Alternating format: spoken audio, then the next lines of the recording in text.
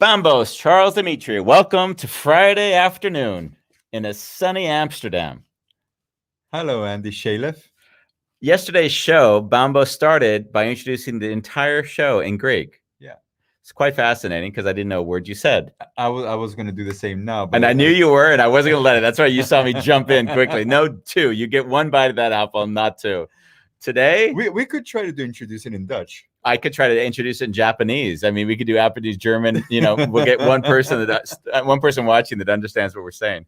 Today, we're on with Christine Minh Minh Garner. Yeah. And we're going to talk to her about a fascinating story, one that as soon as I saw it, I was really excited to have her on. And it's being raised in a doomsday cult and coming out of it and then building a life afterwards. So we're going to talk to her and get into that story. And so much more. This has to stop. This has to stop. There's so much more shit. Stuff has got to go away. Bye-bye.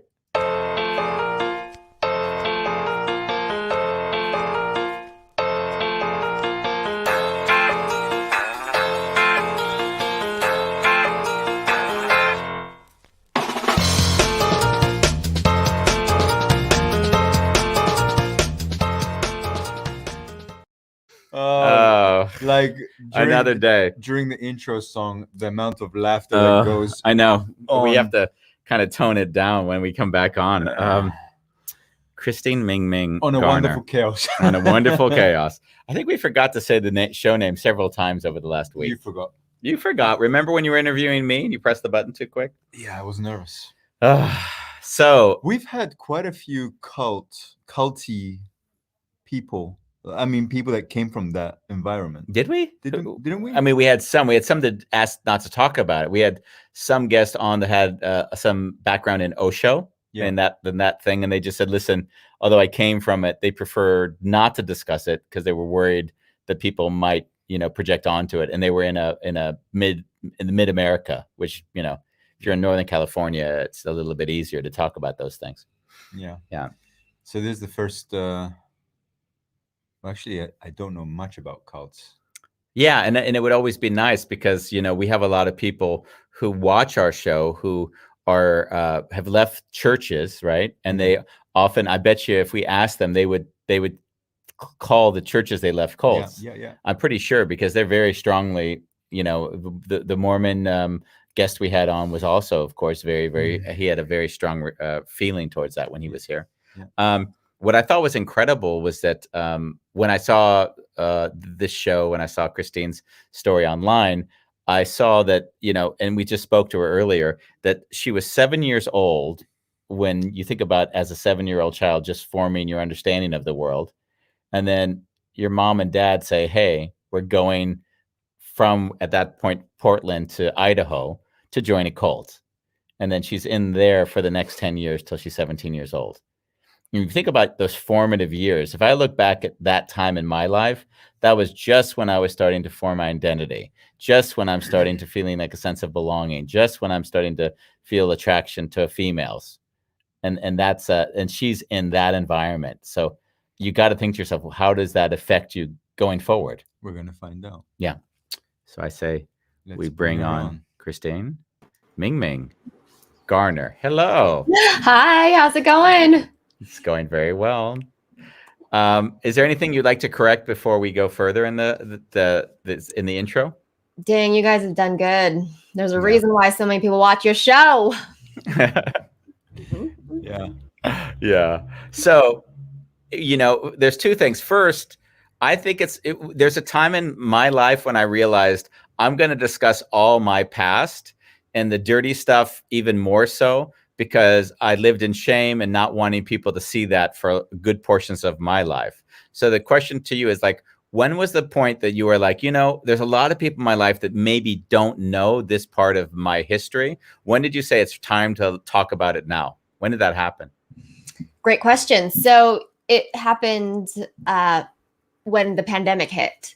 And the reason why is, we were getting served fear on a silver platter. And I I ate that up with a spoon. I was like, oh my gosh, I can't go anywhere. I can't open the door when people knock. I'm so freaking afraid for my clients, for my employees, for my kids, for myself, for my husband. I'm like, we can't go anywhere. We have to stay home. And I had started my company called Envision Your Purpose, where I was doing workshops that helped people to identify their purpose, create goals that align with their purpose, and then create an execution plan to live their purpose. And I did that because as a child, they taught me in the cult that I would die at a young age, that I would never have the opportunity to graduate from high school or college or have a career or a family. So never ever plan for those things. But when I got out of the cult, I knew that, hey, you know what? There is a good chance I could die today.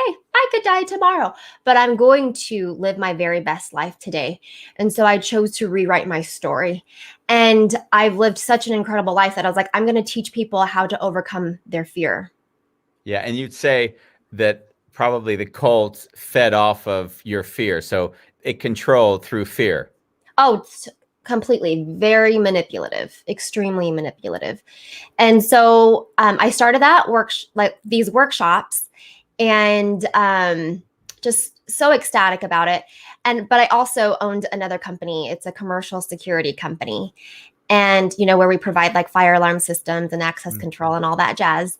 And when the pandemic hit, I thought, I got to put my passion aside, this new budding business, this is something I'm so passionate about it, but I got to stay with what's safe, and I can't do it on in-person workshops anymore like I was hoping to do. And I got to cancel all that. And we're just going to focus on just on the commercial security company. And as I was going through that fear and feeling so held back, I was like, man, this doesn't feel good. My heart was like, this doesn't feel good. And my husband actually brought something up. He goes, Christine, this is not your first rodeo. You're not a stranger to living in social isolation. You're not a stranger to living in fear. And I was like mind blown. I was like, oh my gosh, you're right. And it made me realize that I can do this. I can get out of this fear. I can live a life that I love, even though fear surrounds me. And so I just had to really tap into, hey, what was it that helped me at the age of 17 escape this life of fear and manipulation? This is fascinating because as you speak, it just dawns on me that actually that you said the experience today was not all that dissimilar from what you had when you were a child. And I just realized, I hadn't really thought about it, is that in this last year, really everyone has had fear, which has said, hey, you need to be scared.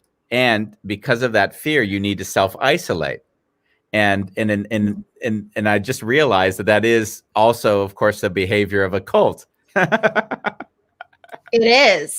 And I want to say that if people are living in fear, I completely understand. This pandemic is something I think you should be very cautious of. Yeah. But I don't think that it should hold you back from living a life that you love. Yeah. Christine, you said something earlier. Yeah. They said that you will never have any future. You're going to die at a young age. Like, my mind is a bit twisted when you said that. Like, what's the context? Yeah. So let me just back up a little bit. When my mom, I was 7 years old, she came home from work one day. She had listened to this cassette tape that her friends were listening to at lunchtime. And there was a man that proclaimed that he was a prophet of God, saying that he received revelation that the world was coming to an end very soon. And people living on the West Coast of the United States, they were going to die first. I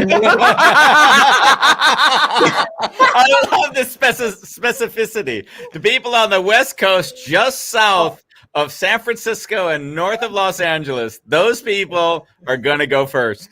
I want to hear this. God, you gotta laugh out of that. Yes. Oh. That was funny. That was very funny. Like, didn't, and you guys didn't find that funny? No, of course not. No, well, my dad found it absolutely ridiculous, but my mom was so dead set on believing it. And she came home and she said, hey, if you love me and the kids, you're going to help me sell this house and up and follow the prophet. And he didn't believe. Let's slow down a second. I just want to feel this, like the emotional manipulation going on, right? Like either this or I'm leaving you. Yeah, it was very, very trying for our family. And do you remember this time? Or is I this... do. I actually remember hearing these conversations because we had just barely bought the house that my mom considered to be her dream home. I mean, my parents are refugees from the Vietnam War, so they literally came with nothing. Okay. So, they came with nothing. And then they worked to the bone. And every Sunday after church, we would drive around looking for homes. And my mom finally, and my dad were finally able financially to buy their dream home after decades of saving. And yeah, my mom was willing to just give it all up. And we had so much family in Portland, and that's where our roots were. And yeah, so it was devastating. And I definitely remember it. Wow. So you're 7 years old, and you walked into this. I don't know what it is. They opened it like. Describe that, like the first night. Like, how does it work? No, actually, rewind. Yeah. Describe as, I don't know if you guys drove or you traveled, but describe entering the garden or the entrance. Like, yeah. Like I want to close my eyes. If you're reading me a child book, what is that experience like? Well, I just remember my parents were in the kitchen, and which is totally normal. They are always cooking. And, but I just remember my dad raising his voice. And so I'm like walking down the stairs and I'm just kind of listening from the stairs.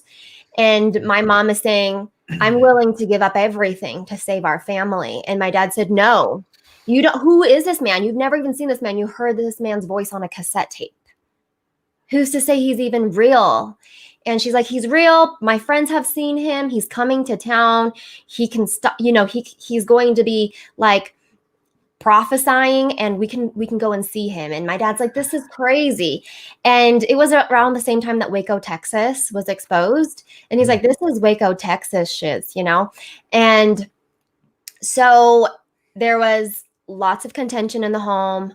My dad brought in family from California, was like, hey, you need to talk some sense into her.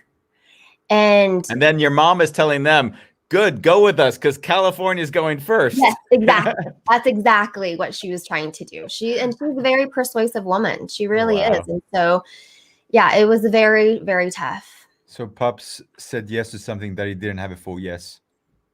Well, what ended up happening is my mom said, I'm going to sell the house with or without you. And I'm going to take the kids. And so over a few weeks' time, they got it all ready. And my dad just really, he felt like he had no choice because my mom was dead set on leaving with or without him. So they put the house on the market. They priced it at a price that it just sold in a day. And they drove an Astro van. I don't know if you guys remember Astro vans, but they were like these we thought it was a really posh van. Anyways, he was like, well, let's just sell the Astro van and I'll go get you a different van. And he bought the clunkiest, nastiest, old, disgusting van, rusted to the bone. And the night before, he just threw in a couple mattresses. And he's like, here, you can go. And his hope was that the van would break down halfway there and that she would come home. But that's not what happened. It made it all the way there. We caravanned with all of the families that were following the prophet. And we actually didn't know where we were moving to. Wow. Yeah. It was like and your dad stayed behind. He ended up, because here's the thing, my mom was a terrible driver. And she's a really terrible driver. He was really afraid for her. And he also didn't want them to take her away and not know where we were. Yeah. So like that morning, he was like, I'm going to jump in the van. I'm going to drive you, you know? So he ended up coming with us. And once he got there, he was like, this is so false. This is so crazy. This is like Waco, Texas. I'm going to shoot you all. This is what he said to the prophet and his family. And he said it out of anger because, you know, it was ruining our family. Yeah. And so at that point, he was exiled. They told my mom, since he's not on board, since he doesn't believe, he's not a believer or follower of God, he has to go. And so my mom said, you have to go back home. Wow. Did they ever give you specific dates of like? Yeah. And so just to help me understand this, are they giving you specific dates and then you're looking at your watch like, oh my, in 2 days I'm dead. So you're thinking over and over again, in 2 days I'm dead. In 2 days I'm dead. Is that what's going on all the time? So we moved to Pocatello, Idaho, which was about like a 12-hour drive approximately. And we reached that area and they told us that the end of the world was coming. It was August of 1993. And I was gonna say, what was the hit album at that time, you know? Yeah, I wasn't listening to it. Yeah. Listening to cult crap. Anyhow, but I was 7 and my birthday's in August. And I was like, oh no, like, am I not going to have another birthday? Like, this freaking sucks, you know? And I was thinking that the whole time. And then the whole month of August, I was just like, am I going to die today? Am I going to die today? Am I going to die today? And then September 1st comes and everybody's looking at the prophet like, dude, didn't you say we were going to die last month? Isn't that why we did everything you asked us to do? Isn't that why we sold all of our businesses, all of our homes, you know, any of our nice possessions? We sold everything to follow you. Like, what's happened? What's happening? And then the prophet said, well, because you have listened to me so diligently, that God is going to give us extra time. So keep following me. Keep doing everything I ask you to do, and you can potentially be saved. Incredible. I'm a little bit flabbergasted. Yeah. If you only do what I say. And how old are you at this time? Well, I had turned 8 by then. September of 1993, I had turned 8. So. And this is a little bit like what did a day look like for you there as an 8-year-old, as a 9-year-old? Like, so it was like first thing in the morning, you wake up, there's like no breakfast.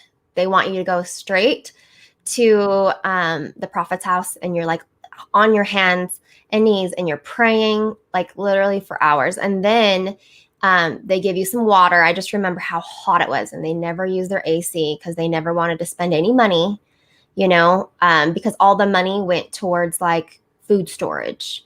In the event that we were to survive, like we would need food storage. So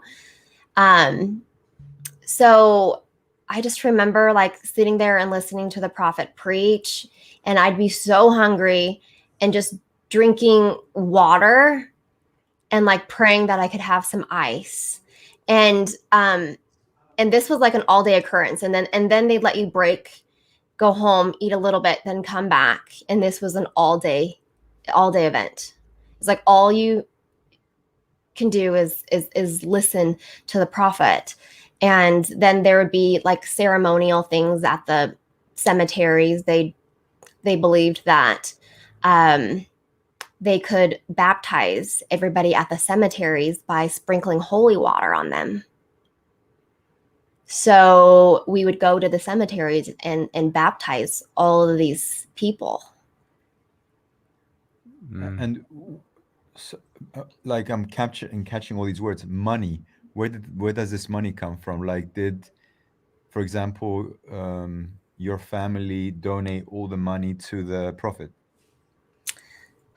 So this is crazy. So I don't know how much money was donated because I was so young, but I do know that there was a time when my mom actually flew back to Portland and she took out a huge sum of money from the sale of the home.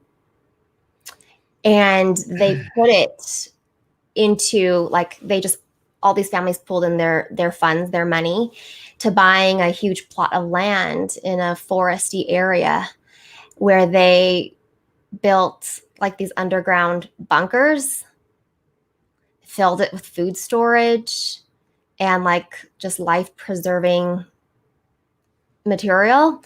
And they were prepared to run to the hills and hide in the event that doomsday was coming and the government was going to take over. And it was just crazy. Could you imagine living in that incessant fear on that level? I mean, we already live it, like you mentioned earlier in the show. We live in that fear right now because of COVID. But at that time, at 7, 8, 9 years old, every day you're being told the world's going to come to an end. We have maybe another day to live, and we've got to get extra food so we might be able to survive a little bit longer. Exactly. If you're worthy, if you do everything the prophet tells you to do to a T, and if you're completely pure, then you might be saved. Wow. Were there, because a lot of these cults, you often also hear that there's the prophet will often be having sexual mischief with people within the cult itself. Was that also something going on? You know, I can't speak for that. I feel very blessed that it never happened to me. Yeah. Okay. And so I'm just grateful for that.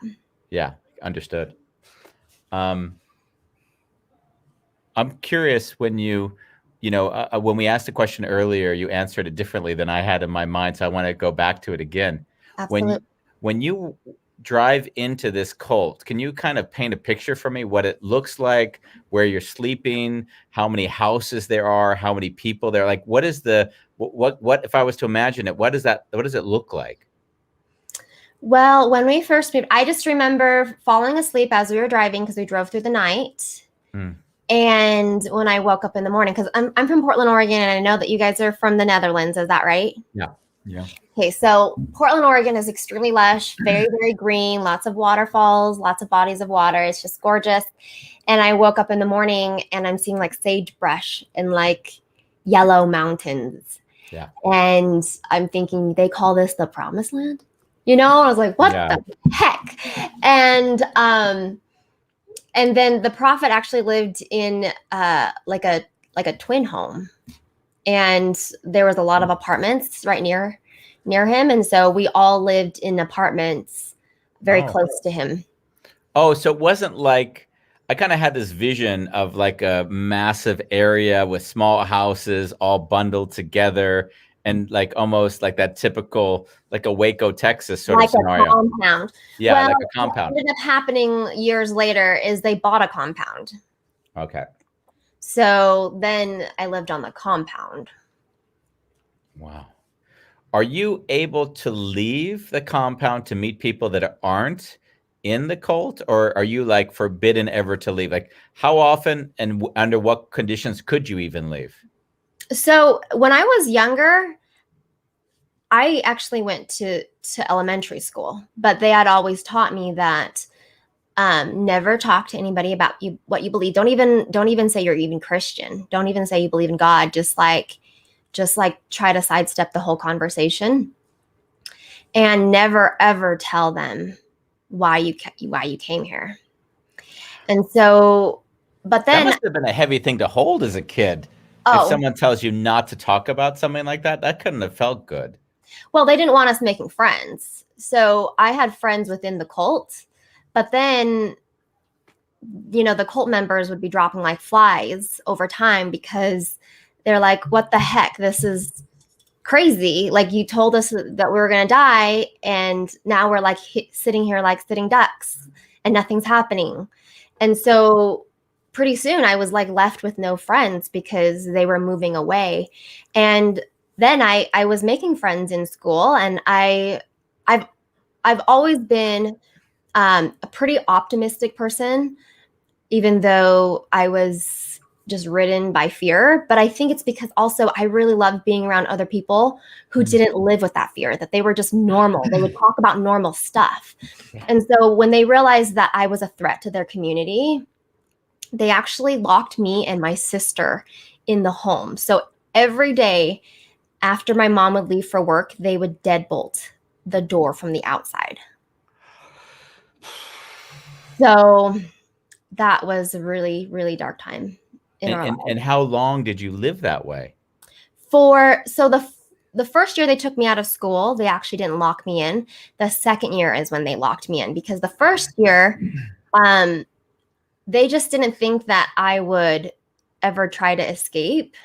But I would, like, lunchtime, I would like take the back roads and I'd walk to the school just so that I could see my friends. And one time a friend of mine actually wrote me a letter and it ended up in my mailbox, and I got into massive trouble over that. Oh, wow. Like, how come you're communicating with the outside world? We've taught you not to do that. And then that's when they locked me in. Wow. This is heavy duty stuff, Christine. It is. It's super heavy. And I'm actually How is it for you? that you guys would dive this deep. Most people how is it for you to like be with us, kind of sharing it? Because we have two sides to our show. There's the we talk, and then both Bambos and I kind of feel into what's going on as you explain. Yeah. And like we're like, God, like there's an incapacitation that comes inside of me that I obviously you would have had to go through, which is why you're doing the work you're now doing. But like, how is it for you now with us even engaging you here? You know, I've done so many like interviews and podcasts, and at the beginning it was really devastating for me to talk about. Like, I couldn't talk about it without just like breaking down in tears. Yeah. And that's when I knew that I've never really gone through that healing process. So I've really been working on trying to heal myself so that I can really be an instrument to helping other people heal. But truly, it still really hurts, especially because I recently had a really difficult experience. So my cousin recently committed suicide just a couple weeks ago, and I went to his funeral, and he was laid to rest next to my dad and my brother. And, you know, during the funeral, we had an opportunity to go up and there was an open mic, and we got to talk about stories that we remembered of him. And as everybody was going up, I was like thinking, my gosh, I wish I was here. I wish I had grown up with him to actually see him dance and sing and be so charismatic. I wish I had a story to tell, you know, because I was whisked away at such a young age. And then when I was visiting the grave of my dad and my brother, because my brother died when I was the age of 17, and that hurt me to my core because my brother had to leave from the cult when I was 9. So from the age of 9 to 17, I didn't get to spend time with him. So when I saw him getting buried, I was devastated to lose all of those years with him.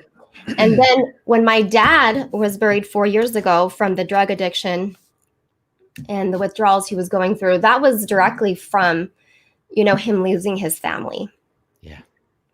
And so as I was visiting their graves, I just had a whole wave of emotions that I haven't had. I've never allowed myself to be angry. Never. I've always felt like I need to move forward in my life. I need to take like the path of like least resistance, where I just overcome this really fast and I'm going to make progress in my life. And what I've recognized now is that I robbed myself of going through the full process of grieving, because I have lost a lot. And allowing myself to really feel the anger so that I can truly heal. So I'm in a healing process right now that's difficult. So it is difficult to talk about because I long for the lost time that I have with people I'll I'll never see on earth again. So, you know, the when she spoke, it reminded me a little bit of the last letter to her. What you know, my mom was killed by a drunk driver when I oh, was I'm sorry. when I was Oh, 19, and I shut down emotionally for the next 30 some odd years. It was just like like wow. like it was 19, and she was, you know, my dad was really abusive, so I needed her, and when she died, life felt like it was over for me. And as you speak, you know, I realized that, you know, I wrote a book about the experience, but in the book what I was really writing to was the process of allowing myself to feel the pain that I had not allowed myself to feel all the years after her death. Yeah. And I think it's interesting because I hear when you speak that, like, it's almost like we need space from the pain so that we can kind of come back to it and see how much can we bring it back and allow ourselves to heal.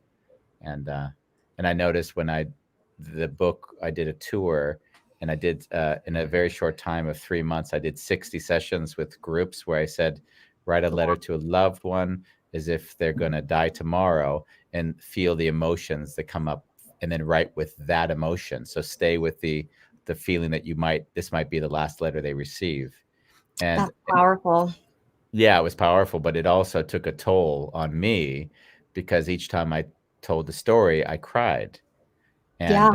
And it, not unlike you, I said, I will not move away from these emotions again.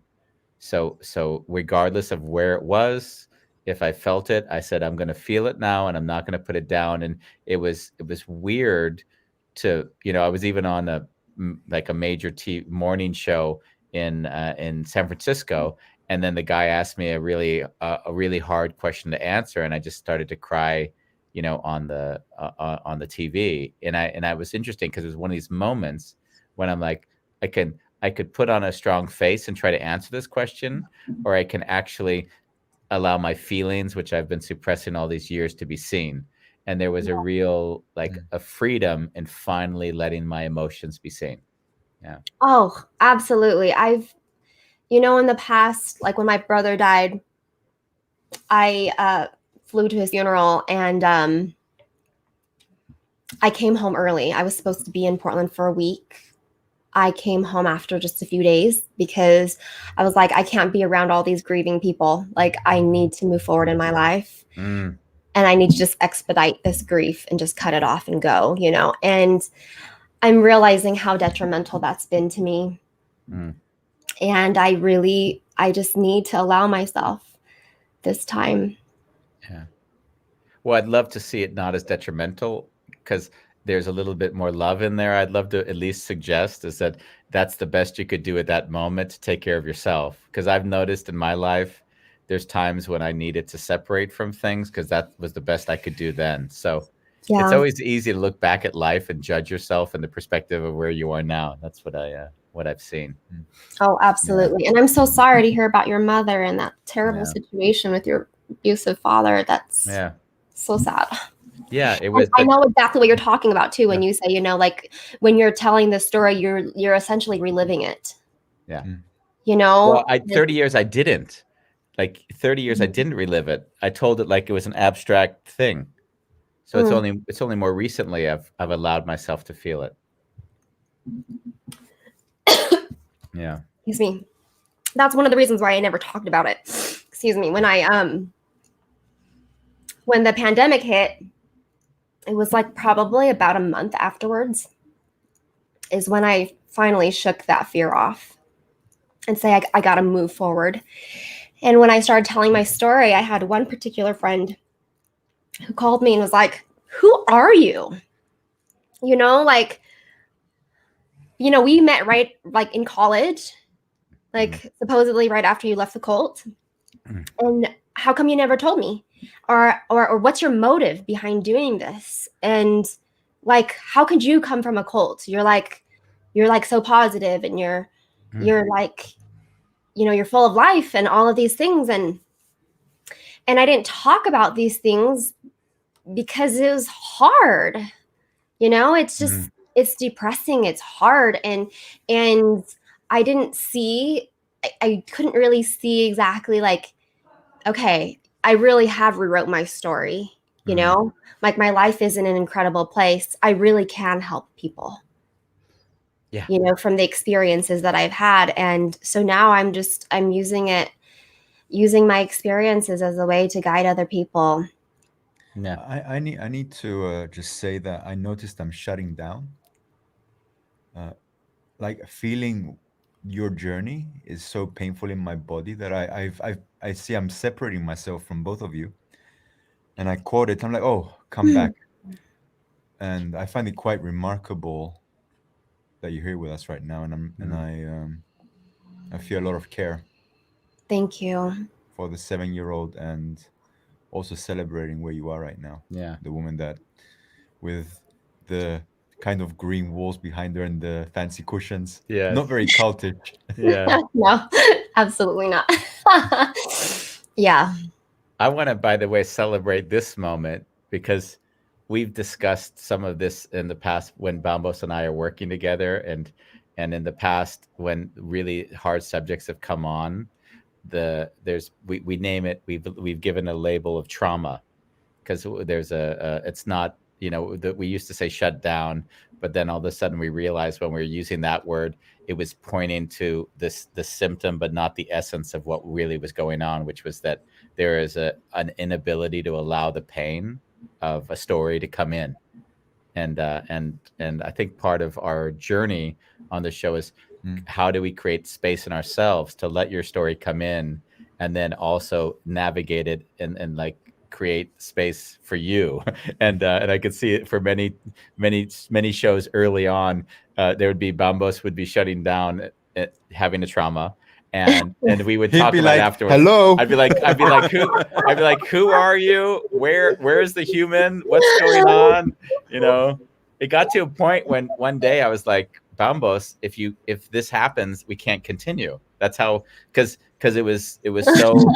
It's a talk show, Bambos. It's a talk show, and yeah. And so this thing that you just being present with it was just really beautiful. I just wanted to share some gratitude for you fully being present with that. Yeah. And thank you for being willing to dive deep, because the truth is, I mean, I've been on dozens of interviews, and it's so hard for people to hear that they typically are like, okay, well, let's skip to the happy part. Tell us about your life right now. Yeah. I'm grateful for whatever, I'm grateful for the opportunity to talk about whatever it is. And I'm just hoping that I can help somebody. So yeah, what I'm hearing in your story is like two kind of main things, that there is a degree to which you're in a process of healing, but there's a degree to which that process of healing isn't stopping you from just doing things which are helping other people. So it's we often laugh on this show is that we often, the second book that I wrote, which Bambos is going to raise up because he always does this for me, is the wounded healer. And the of course the idea, which is not new, is that we take the wounds and we use those in order to serve ourselves primarily. So you're a wounded healer. And others. And I hear that narrative in your story.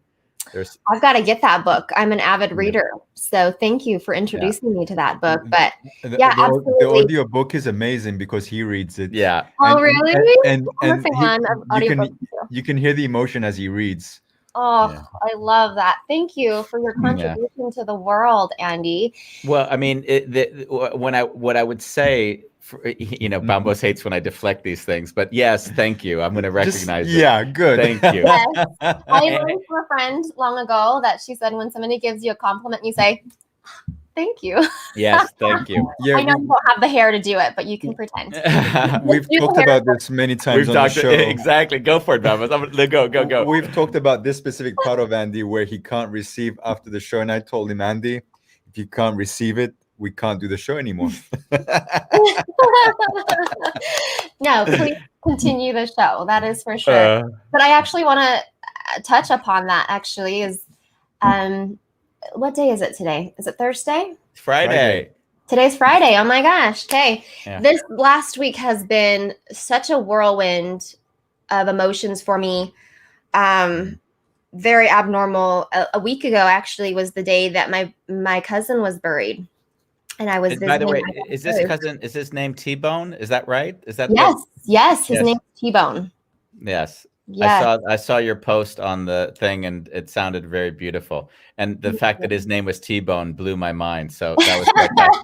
Yeah, he's gone by Tbone, and I actually wish I knew why that's his nickname, but he just had a larger than life personality, and he's just so full of life. And but this last week has been really difficult for me, and I have wondered, do I share this with my friends and my family? Do I share the fact that I'm in pain, that I'm grieving, that I'm angry? Do I share this? Because is that coach worthy?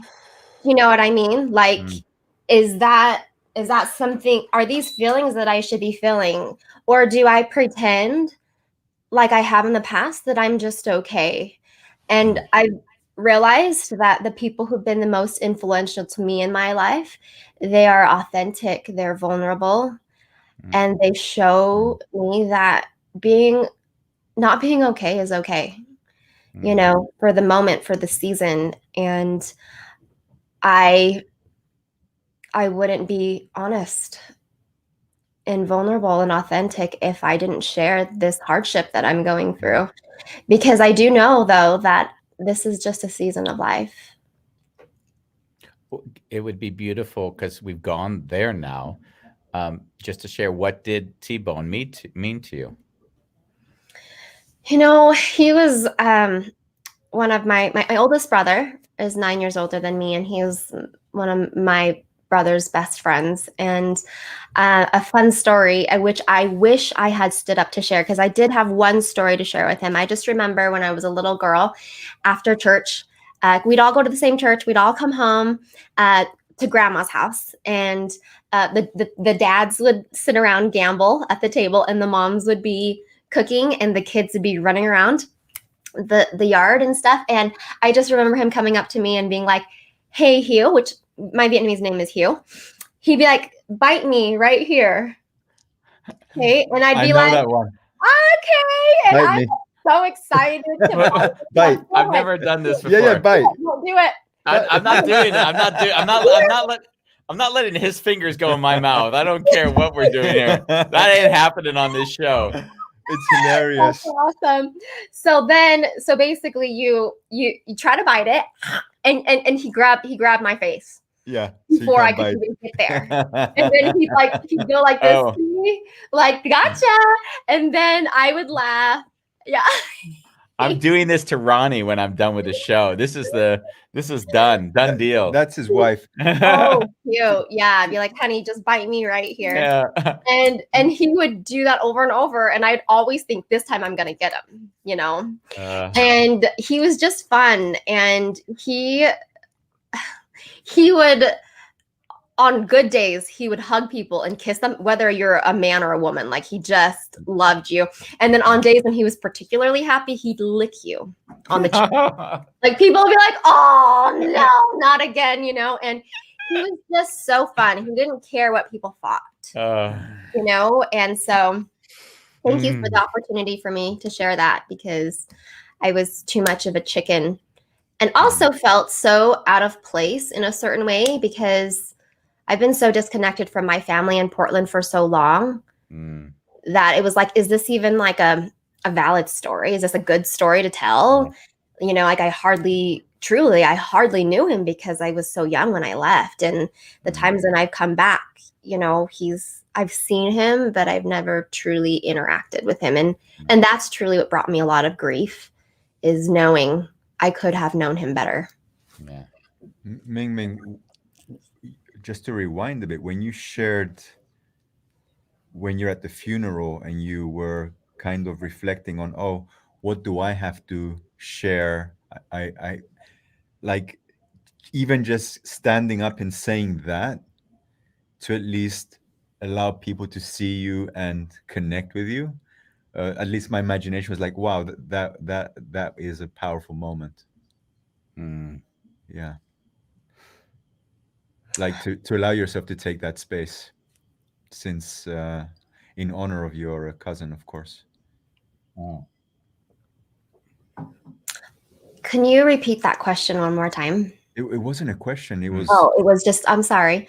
so when you were at the funeral, you shared Yeah. that you had a moment where you wanted to get on the stage and pick up the mic, Oh, yes. and you told yourself, "What do I have to share? I haven't been part of his life." But I felt your yearning to just be that. And what I'm saying is, how about if you had just shared that? I wish I had. That's the thing. Isn't that so sad? I feel like what you were talking about, Andy, when you said, hey, write a letter to a loved one as if they're going to die tomorrow. There's so much within us that we don't express because we're afraid of rejection, or we're afraid of looking stupid, or we're afraid of saying the wrong things, or whatever it is that we're afraid of. I was afraid, I was afraid of people looking at me like, dude, how do you even know him? You were whisked away when you were 7 years old, and I regret that. I regret that I didn't share that. And so it's a lesson learned. It's a lesson learned that for me, when I'm feeling something like that prompting, that I share it, that I allow myself to be vulnerable, that I allow myself the risk of rejection, because the love that we share is always going to be more powerful than the potential outcome of rejection. So do your family right now, like the people that are connected to you, even if they're like long distance family, do they know how you're feeling?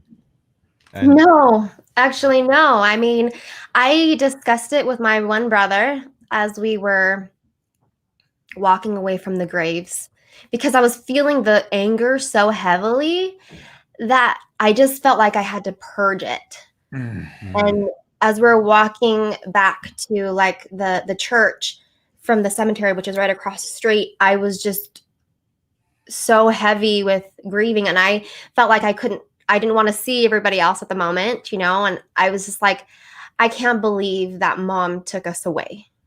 And my brother, the one that I shared that with, actually only stayed for a couple of months because he's like, this is BS, like, I'm going back home. And he literally had a friend drive him back home.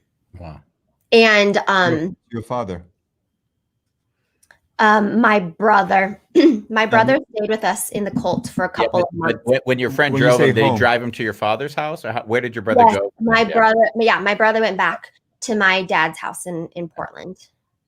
The words I keep hearing in my head over and over again is stolen, stolen, stolen. That, like, time, energy, periods of your life, people, the emotion is that was stolen from you. Yeah, and that's so interesting too, that it like really validates how I was feeling. Yesterday I was just journaling, and this is a process that I've been doing a lot, especially when I'm trying to heal, is I just want to put my thoughts on paper and allow myself to feel that.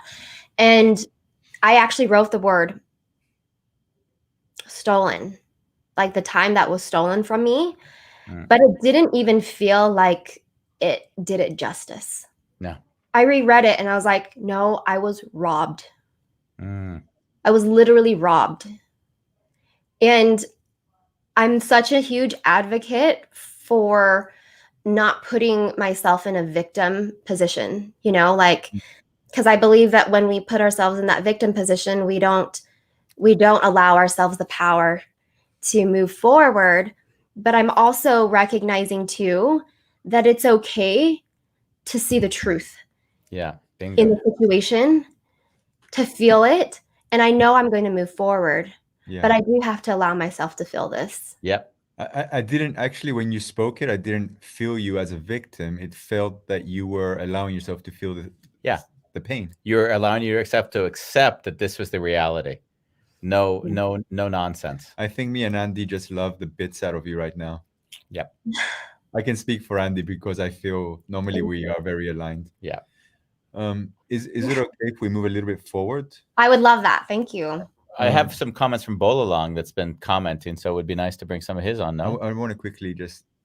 Okay, let's do Burlang. Burlang has a similar journey. Bolalong is our South African friend who's with us every single day. Yeah. And he never ceases to amaze me. Yesterday, we find out that he got divorced in a second marriage.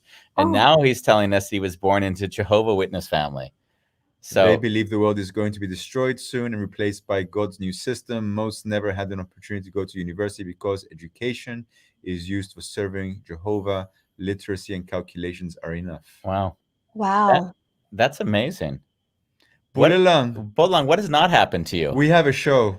Yeah, I think we've got another show. And he also says to you, he says, Christine, I'm sorry to hear that you missed in the past. I told myself that whatever happened to me in the past had to happen, and it shaped me to who I am today. Yeah. We love you, Bolalong. We love you, Bolalong. My love and heart goes out to you, Bolalong. He's one of, Andy always calls him a third wheel on the show. He's the third person on the couch for us. And he'll even like put us in a group message, like, and say, hey, you have this amount of followers. It's going really well. Yeah. We had a fabulous week this week. We I don't know how many, but we had thousands and thousands of views and comments. And so he knows better than we do how well things are going. He sent us a message today, said, Andy Bambos, look at how it is. You know, it was really sweet. Yeah. Well, I'll be your next cheerleader. I really admire what you're doing and the deep dive that you actually go into. Not being afraid of the hard stuff. I appreciate that. Yeah. So Minh Minh, you're 17. How does a 17-year-old woman like source within herself to get out of there? Like, what's the internal dialogue or conversations that you have to have with yourself and maybe possibly with your family that's there? Yeah. So let me just, that's such a great question. I'm going to tell you all about that. Just let me give you a little bit of background. So I was locked in the home, and I knew I couldn't continue to live that life. And I had a little sister who was 4 years younger than me. So I was about 15. My sister was 11. And for months, I had been saving up just the little bits of change that I could find around the house. And I literally stole money out of my mom's purse, just $1 here and there, so she wouldn't notice. And I had a plan to take a Greyhound bus to Portland to find my dad, because I hadn't spoken to him so many years and we didn't have a phone number. We didn't even have a phone. I mean, the cult did not allow us to have a phone. So my plan was to save up this money. I needed $54. I was about $5, $6 short. But there was this one day when they punished us so difficultly and so hard that I was like, I need to get us out. I need to get us out. I don't have enough money for my sister to go, but I have to go. And I just remember looking at my sister and telling her my plan, because I had been planning this out for months. But she had no idea. I didn't want her to worry about it, because there's really nothing she could do. And I had this little Ziploc bag in my hand, and I said, I'm going to go get a bus ticket. I'm going to go find Dad. And I promise I'll come back for you. And one of the hardest things I've ever had to do in my life was to crawl out that kitchen window. Every other window in the house was barred up with like plywood, because they didn't want us escaping. And also they said that at the end of days, like evil spirits could enter into your home through windows. And so they like barred up all our windows. But that was the only one that was open, because it was the window that was facing the prophet's house. So they said, you know, if in the event that a fire happens or whatever, because we would cry, like, we can't be locked up in the house. What if a fire happens? And then they're like, just call out for the prophet through the window, you know? So I crawled out through that window, and on the way to the bus station, I stopped at a policeman's house, because I didn't want my sister to be left alone there without anybody knowing she was there. And so I told the police my plan, and I said, I need you to go and get my sister until I can come back and get her. But he said, I can't let you go. This is so dangerous. You don't even know where you're going. You know, like, you don't even know if you're going to find your dad. You're way too young. I can't let you go. And he said, go back and crawl back into the window as if you and I have never spoke. I will send for help for you tomorrow. And yeah, this is crazy. Do we have only 6 minutes left? Because I want to make No, we go over. Continue. Okay. So I'm going to go through the fast version of this story, but No, go through the slow version of the story. okay. Well, then I crawl back into the window, and my sister's literally, she's curled up in a ball on the ground, and she looked at me and she said, "I thought I'd never see you again." And at that moment, I was like, I have to get us out. I've got to get us out. The next day, the police show up. Child Protective Services shows up. My junior high principal shows up outside of the house. But we have German Shepherds that are chained to the porch, so nobody could ever come close. And the dogs were going crazy. And the cult leaders and my mom go out to talk to the police. And, they're so anti-government, that it's like, oh my gosh, like, who's here? Why are they here? And they make sure that we stay in the house. And I'm telling my sister, they're gonna get us out. We need to start packing our bags. And then after like an hour of conversation, my mom comes back in as if nothing had happened. And we were stuck there. They had bamboozled them. This is what I'm thinking had happened, is because once a week my mom started going to like a meeting, but she never told me what it was. And I think what it was is she was probably going to like some parenting class or maybe like some homeschool teaching class, because she had to pretend that I was getting homeschooled, because in the US you have to be in school up to the age of 16, and but no one from family services had a discussion with you. No, they never saw us. Which is so crazy, because I'm that like, feels so irresponsible. Like it just is. It's beyond comprehension that you, after reporting there's abuse and I need to leave, and then them coming and not actually even interviewing you to see what it was. It's crazy. And that also goes to show how manipulative this cult was. I mean, they all came out to talk to them and convince them that we were fine, that they were taking care of us. And yeah, they never saw us. It was insane. Anyways, what ended up happening that summer was my dad tried to commit suicide. And that summer. Yeah, that summer. And my mom one day was Christine. Sure. Yeah. I'm still having the image of your sister curled on the floor when you crawled back in. Yeah. Like that image. And you were 15, like a 15-year-old having to make a decision like that. You said not to curse, but what the? Yeah. Yeah. No, that image is always etched into my mind. Every detail of what that linoleum floor looked like, what her hair looked like, what she was wearing. Yeah. And then your dad tries to commit suicide that same summer. That same summer. And we didn't have a phone, so I'm not exactly sure how my mom found out. But she was crying one day after we were praying, and I said, "Mom, what's going on?" And she whispered very quietly, because our house was bugged. They could listen in on us at any time.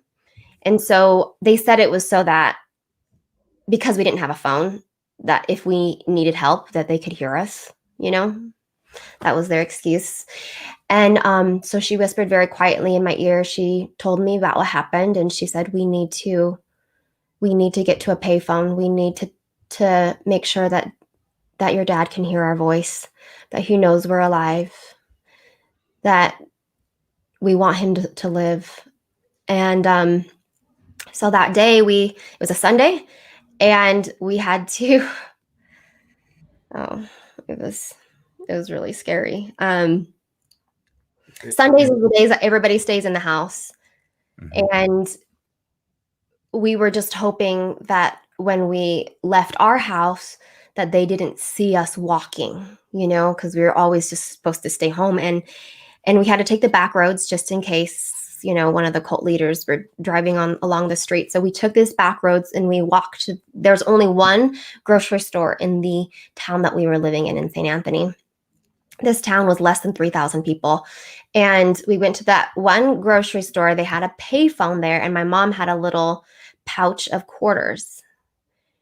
And she opened up her little address book from 8 years prior.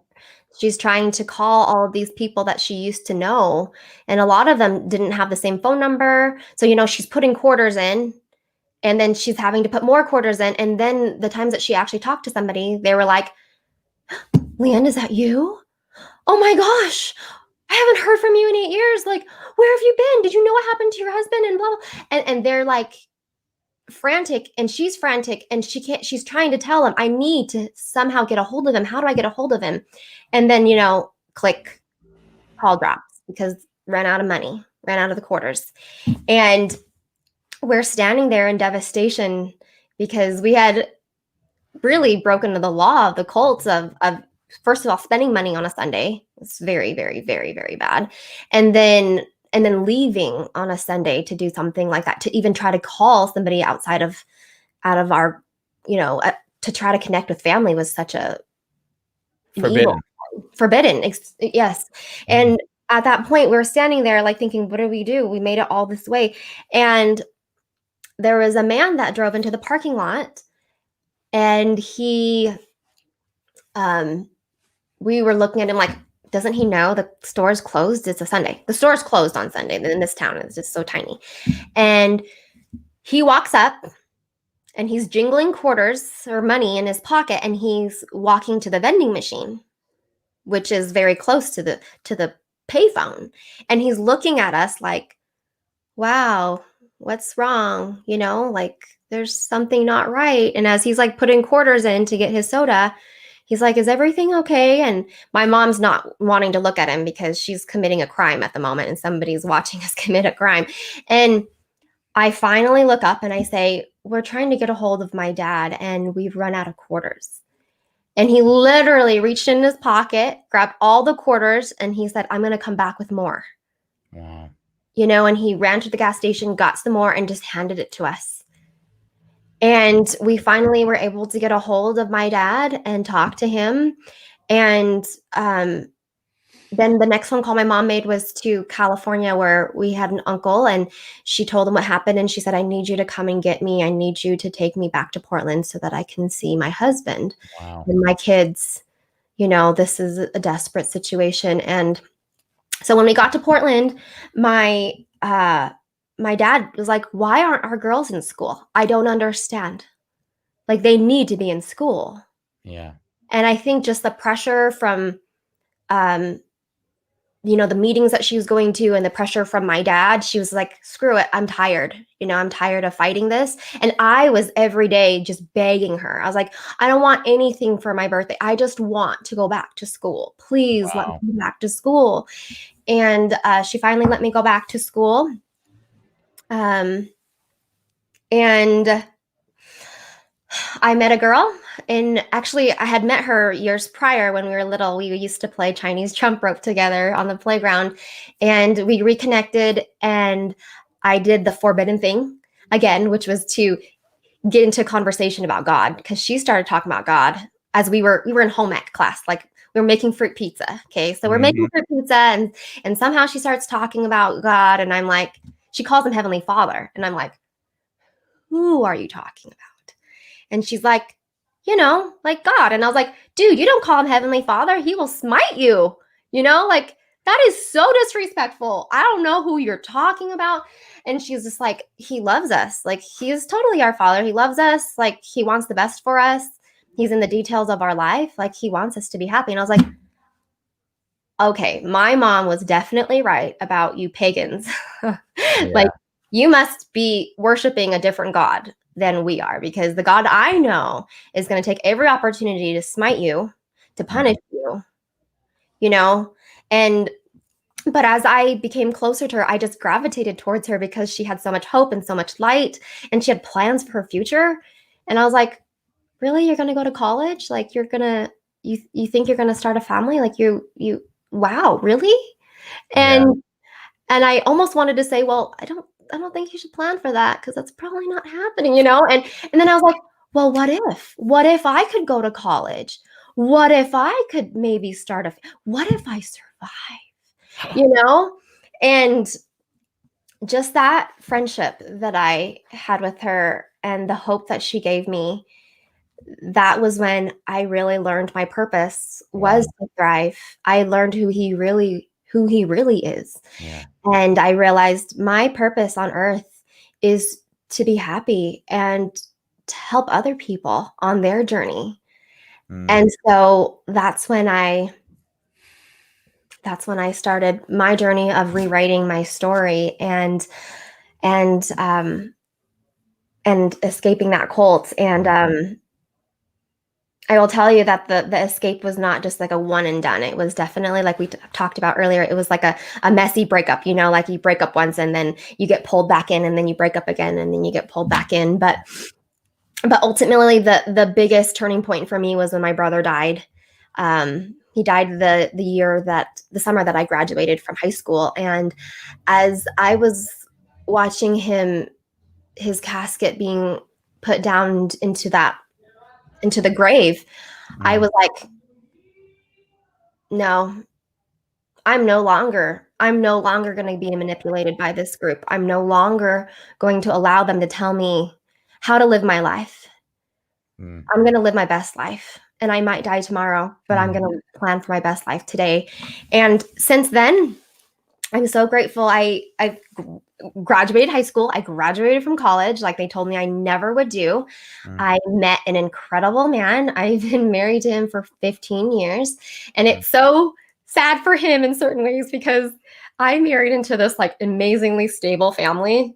They're like kind of vanilla, you know, like just like no drama, just easy, super loving, like super stable. And then he marries into my family, which is like doomsday cult. I like to call them a wonderful chaos, but I think we have to take out the wonderful part and just leave it as chaos. And he is just like, he's like my rock, you know, he's just incredible. And he's freaking hot. Look him up. Anyways. It speaks to the healing that you did to attract someone who you can get into a healthy, stable relationship with, where you're complementing one another. That's really, really fantastic. Well, thank you. I've never really thought of it that way. Yeah. Like, we've gone over the hour, but there's like a million questions. Like, being in a relationship with someone that doesn't have your experience, obviously, he might observe you saying things, and he'll be like, "Where did that come from?" Yeah. Like you used the word smite. I haven't heard that word in a very long time. He's probably sitting around the dinner table like, what is this smite word you've just come up with? Oh, yeah. He's definitely a wonderful man. And I have 3 little kids. I've got a 2-year-old, a 5-year-old, and a 9-year-old. And I try my best to teach them that, like, you really can live a life that you love, a life full of deep relationships, of, you know, health and abundance and financial prosperity. And I'm very blessed to be able to have all of those things in my life. My husband and I, we're entrepreneurs of a 7-figure business. And last year is when I launched my coaching company, where I help people to truly like put their purpose down on paper, to create goals that align with their purpose, and to live their purpose. And this has been the most fulfilling thing that I've ever done in my life. And I just hope that I can help a lot of people. Thank you.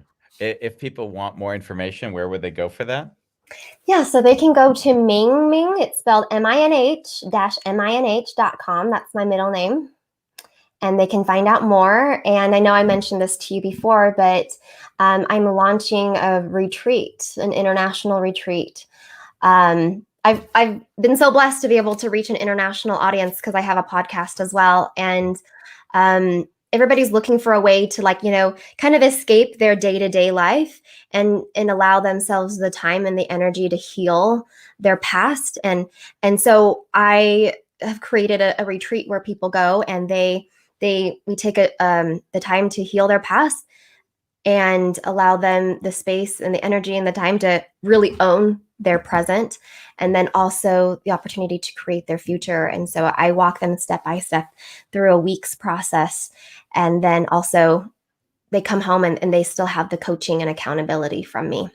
Beautiful. So it's really amazing, and I'm very excited. Yeah. It's got to be very, very exciting. Do you notice how her voice changed when Yes. she started talking about her present life? She's totally excited. I'm giddy. I'm seriously giddy about it. And my first retreat's in Costa Rica. Oh, I knew it. Everyone's in Costa Rica. I know so many people in Costa Rica right Who now. are doing retreats. Doing retreats in Costa Rica. Oh, it's a big thing. Costa Rica's doing it the right way, man. They are so smart with how they're dealing with the pandemic. They're just like, we will not have fear. We will be prepared. That's how we're going to do it. And we're going to welcome you with open arms, and that's how I like it. So that's Vietnam also, right? Yeah, Vietnam, there's no COVID.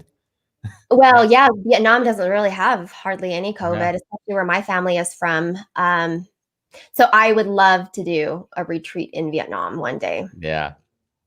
Yeah. That would be a nice place to do a retreat for sure. Thank you.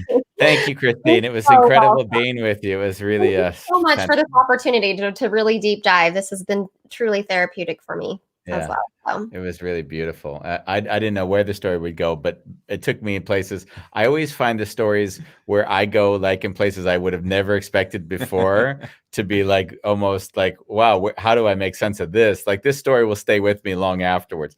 The other story that reminds me of, I don't know if the same story comes to mind, where I had a similar show where afterwards it lingered for about a week. We had one guest who worked at a karaoke bar, and every time we spoke to her and asked questions, it was like 20 more questions popped up in my head. So I love karaoke, and Asians are the kings and queens of karaoke. Was she Asian?